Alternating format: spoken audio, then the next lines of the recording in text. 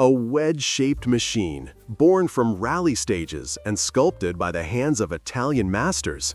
A car so radical, so uncompromising, that it redefined what it meant to bring motorsport to the streets. This is not just another classic.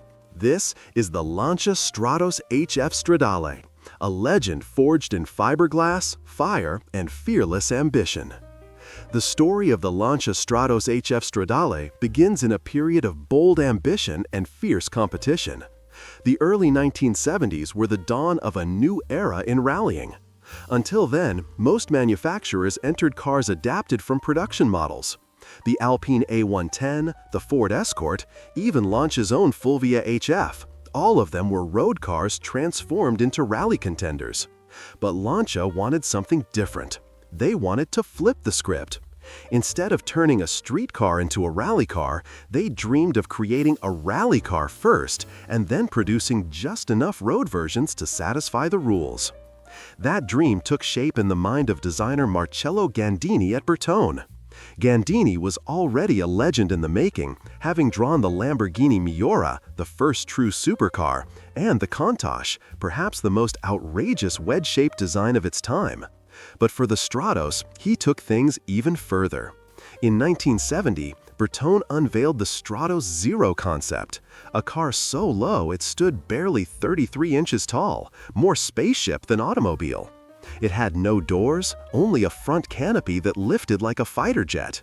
The concept was never meant for production, but it captured imaginations and showed what a radical wedge-shaped design could look like. This concept wasn't just a styling exercise, it was a statement. Bertone wanted to show Lancia that a new era of design and engineering was possible. There's a famous story that Nuccio Bertone himself drove the Stratos Zero straight under the guard gate of the Lancia factory, shocking executives and proving just how extreme the proportions were. That stunt worked. Lancia's management gave Gandini the green light to turn the radical idea into a real rally weapon. By 1971, the first prototype of the Stratos HF appeared. It was compact, short, and aggressive, unlike anything else on the road. But Lancia still faced a critical challenge. What engine would power this futuristic machine? They experimented with smaller Lancia engines, but nothing gave the punch they needed. The answer came from within the Fiat group itself. Enzo Ferrari had just ended production of the Dino V6 GT, which left hundreds of 2.4-liter V6 Dino engines available. These engines, with their smooth revving character and around 190 horsepower potential, were perfect for the Stratos. After some convincing, Ferrari agreed to supply about 500 units. That deal sealed the destiny of the Stratos. The chassis itself was another stroke of genius.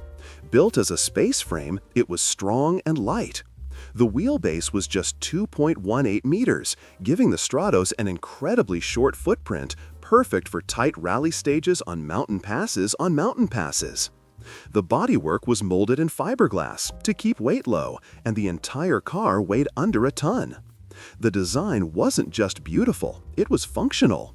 Wide fenders housed massive wheels for grip, the wedge nose cut through the air, and the wraparound windshield gave drivers almost panoramic forward visibility, exactly what rally drivers needed when sliding at speed on gravel, snow, or tarmac. But with all this brilliance came challenges. Mounting the dyno engine transversely behind the driver required unique packaging. Cooling had to be carefully managed, with air ducts feeding the mid-mounted V6. Reliability in harsh rally conditions was always a concern, and homologation rules meant Lancia had to produce roughly 500 road cars, not an easy feat for such a specialized machine. Add to this the politics inside Fiat, which owned both Lancia and Ferrari, and you can imagine the corporate hurdles the project faced. Still, the Stratos HF Stradale was born from this perfect storm of design daring, engineering necessity, and racing ambition. It wasn't a car built to satisfy the everyday driver. It was built for victory, sculpted to dominate rally stages across the world, and that's exactly what it would go on to do. When you look at a Stratos HF Stradale today, you're not just seeing a road car. You're seeing the first true rally car, purpose-built to win. You're seeing Marcello Gandini's radical vision made real, Bertone's fearless design philosophy, and Lancia's determination to change motorsport history. It was uncompromising, it was exotic, and it was like nothing the world had ever seen before. That's why the Stratos earned its place as a rally icon from the very moment it rolled onto the stage. When you step closer to the Lancia Stratos HF Stradale, it's impossible not to feel like you're looking at a racing prototype that somehow escaped onto public roads. Every angle, every curve, every piece of engineering screams performance. But what exactly made this machine so extraordinary? Let's dive deep into the specs and the experience it offered. At the heart of the Stratos sat the Ferrari Dino 2.4-liter V6 engine. It was a jewel of Italian engineering, 65 degrees, mounted transversely right behind the driver's seat. In road-going Stradale form, this engine delivered around 190 horsepower at a screaming 7,000 RPM. That may sound modest by today's supercar standards, but remember this, the Stratos weighed less than 1,000 kilograms thanks to its fiberglass body and steel space-frame chassis. That gave it an exceptional power-to-weight ratio, roughly 5 kilograms per horsepower. The result? Explosive acceleration. 0 to 60 miles per hour took just over 6 seconds, putting it on par with some of the most respected sports cars of the 1970s. The engine's character was equally thrilling. Those triple Weber carburetors delivered a raw, snarling soundtrack, a mechanical symphony that echoed through rally stages and Italian streets alike. Drivers described it as intoxicating. Crisp throttle response, a willingness to rev, and a soundtrack that could only come from a Ferrari-bred V6. The car may have carried Lancia's badge, but its heart was unmistakably Ferrari. Performance wasn't just about speed. The Stratos was designed to dance. Its wheelbase was only 2.18 meters, incredibly short, giving it lightning-fast reflexes. Paired with independent suspension at all 4 corners and a manual 5-speed gearbox, the Stratos could pivot and carve corners in ways few cars dared. On tight rally hairpins, that agility gave it a massive advantage over longer, heavier competitors. And while the Stradale was tuned for road use, it retained much of that razor-edge personality. Top speed was about 145 miles per hour. Impressive, but not the headline. What truly mattered was how quickly it could get there and how confidently it could hold the road, whether on gravel, tarmac, or snow. In fact, many owners described the Stratos not as a comfortable sports car, but as a race car, barely disguised for street use. Its ride was firm, visibility out the back was nearly non-existent, and the interior was stripped to essentials. The cockpit was tight, the steering wheel thin, and the driving position low and aggressive. Practicality wasn't the goal, emotion was.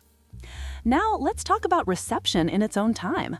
When the Stratos HF Stradale was launched around 1973 and reached its peak presence in 1975, it shocked the automotive press.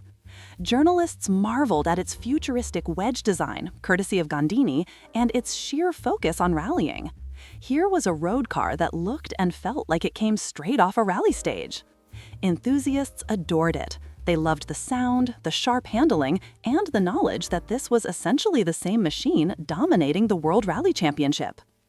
But as with all radical cars, there were criticisms. Daily usability was almost non-existent.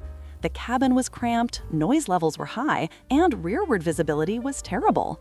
Some buyers found it almost too specialized, more suited for a weekend thrill than everyday driving. Maintenance was another challenge. With Ferrari's V6 at its core, parts supply and servicing required specialist knowledge, something not every Lancia dealer could provide. Still, the Stratos wasn't built to be practical. It was built to win, and win it did. In competition form, the Stratos stormed the rally world, taking World Rally Championship titles in 1974, 1975, and 1976. Every victory elevated the reputation of the Stradale. Owning one wasn't about convenience, it was about being part of motorsport history. And the numbers tell the story of its rarity. Only about 492 units of the Stradale were ever produced. Each one was essential to meet Group 4 homologation rules. For collectors at the time, owning a Stratos meant owning a slice of rally dominance. The original selling price hovered around $17,000 in the mid-70s. Expensive, but for what it represented, it was a bargain compared to its legacy today. So how was it remembered in the era? To the press and enthusiasts, the Stratos was a marvel, a rally car you could register, a machine that looked like a spaceship and sounded like a race car. To the general public, it was misunderstood, too wild, too impractical, too specialized. But to those who understood it, the Stratos HF Stradale was a revelation. It wasn't built to please everyone, it was built to change the game, and that's exactly what it did.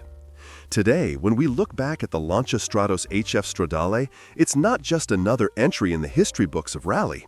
It's a symbol, a car that changed the DNA of motorsport and redefined what it meant to build a competition machine for the street.